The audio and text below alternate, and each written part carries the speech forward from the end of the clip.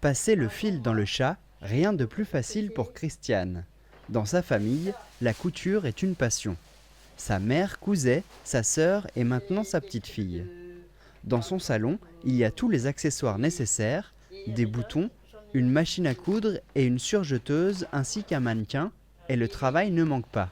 Il y a des tirettes, il y a des pantalons à rouler, il y a des poches, des doublures. Qu'est-ce qu'il y a encore?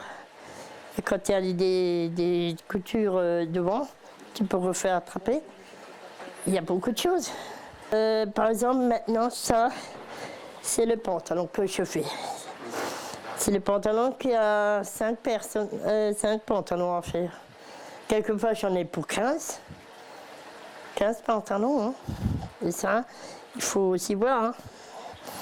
Mais je le fais même pas une demi-heure. L'ourlet, tu as retourné, tu as les mesures, tu le coupes et puis tu retournes le petit ourlet.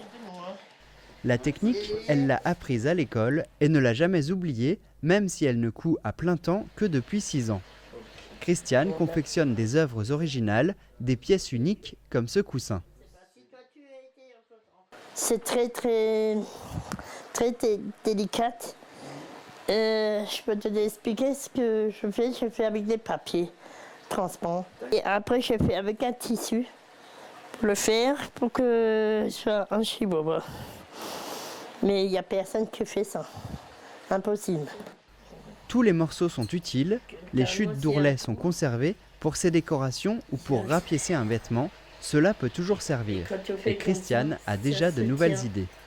Dans notre trou.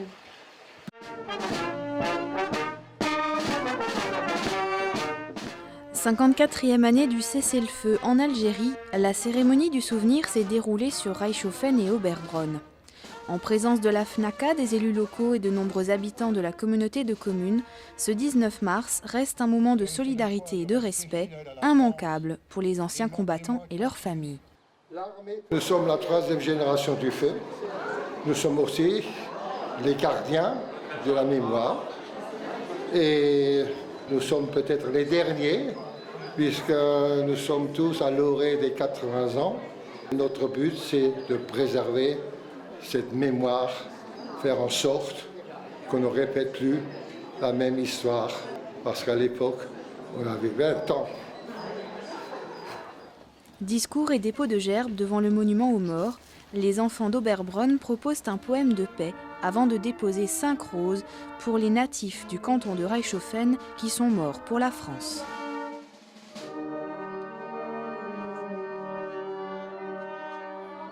Un arc-en-ciel sans la tempête, en voilà une véritable fête. Une fête pour toute la terre, faire la paix avant la guerre.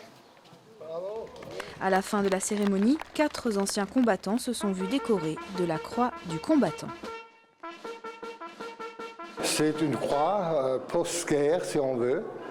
C'est-à-dire ce sont les titulaires de la carte du combattant, c'est-à-dire titulaires également auprès de l'ONAC, de l'Office national des anciens combattants, et tout combattant titulaire a droit à cette médaille, à cette distinction. L'an prochain, le 19 mars à midi, cela fera 55 ans que le général Ayeré aura ordonné le cessez-le-feu de la guerre d'Algérie.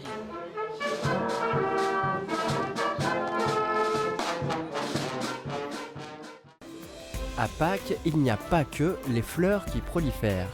En cette période, les œufs, mais aussi les lapins, Osteros, sont partout.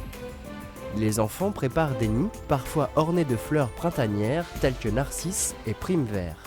On vend les narcisses également en bulbes prêts à fleurir, mais on les a également vendus en bulbes à planter à l'automne. Donc ils ont passé l'hiver, parce que pour que les narcisses fleurissent, il faut qu'ils aient un coup de froid.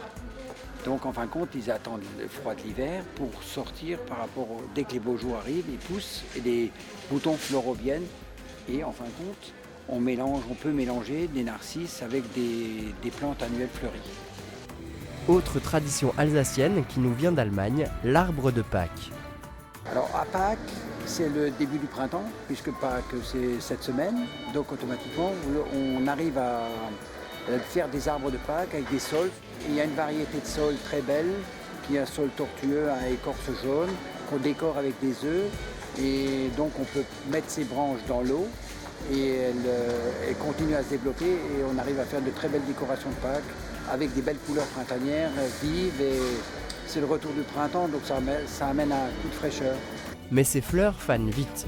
Pour avoir un beau jardin, il faut échelonner ces plantes vivaces par rapport au fleurissement, puis début mai, les géraniums écloront et vont se développer tout l'été.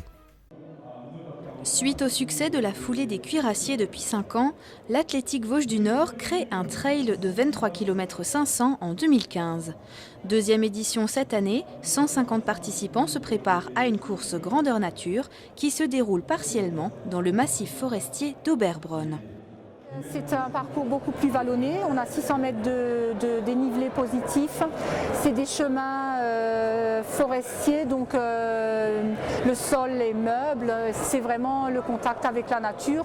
On a même des arbres qui sont tombés cette semaine, donc il y aura 3 grumes à franchir, c'est un peu de steeplechase, mais ça fait partie en fait des courses nature et les trailers apprécient.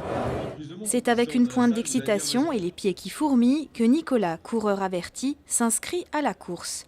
Habitué de l'asphalte, il compte bien s'illustrer en 4 minutes 15 au kilomètre sans pour autant se mettre la pression. C'est la première fois que je participe au trail. Ça me permet un peu de sortir des courses sur route que je fais d'habitude. Ça me permet de voir les beaux paysages du coin des Vosges du Nord et puis un peu d'oublier le chrono qu'on a l'habitude de toujours regarder quand on fait les courses sur route. J'ai toujours un peu l'esprit de compète quand je vais sur une course, même si là c'est la première course que je fais depuis le mois d'octobre. Donc je ne sais pas trop où j'en suis, donc ça me permettra de voir d'une où j'en suis et puis de deux de me faire plaisir. Première course du printemps pour la plupart, les coureurs s'élancent et c'est parti pour plusieurs kilomètres entre Reichshofen et Oberbronn.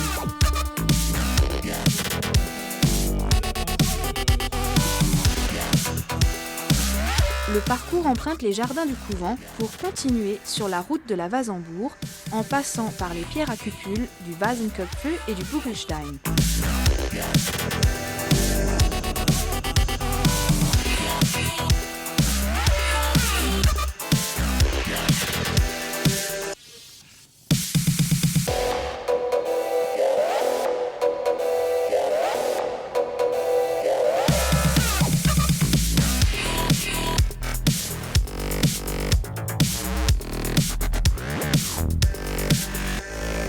En marge de la course, la foulée des cuirassiers de 10 km 200 se termine avec l'arrivée de Cédric Österle en 35 minutes et 3 secondes. Dernière montée pour nos coureurs du trail, les mollets chauffent, le souffle se fait court. Mathieu Motsch passe l'arche d'arrivée en tête avec 1h40 et 25 secondes au chrono, suivi de Freddy Lapp en 1h42 et 20 secondes et Bekim Herbst, 3e avec 1h42, 35 secondes au compteur. La Wissembourgeoise Marielle Kunz, première féminine, passe la ligne d'arrivée en 2h13 et 30 secondes. Nicolas termine les 23 km 5 en 1h57 et 17 secondes, 18e sur 150 coureurs participants, une belle performance. Pour une reprise, je suis plutôt content. Le parcours, il est franchement super. Là. Ça me rappelle ma jeunesse quand j'allais courir tous les dimanches du côté de Wörth et Lembach. Mais là, je remarque quand même que ça fait longtemps que j'ai plus couru sur ce genre de parcours parce que les cuisses, elles sont complètement HS. On est satisfait, c'est une course qui va monter en puissance et qu'on essaie d'égayer le plus possible. C'est toujours des choses que les gens attendent. En sortie de l'hiver, les trailers trépignent. Rendez-vous est pris l'année prochaine pour la 6e édition de la foulée et le 3e trail de la cité des cuirassiers.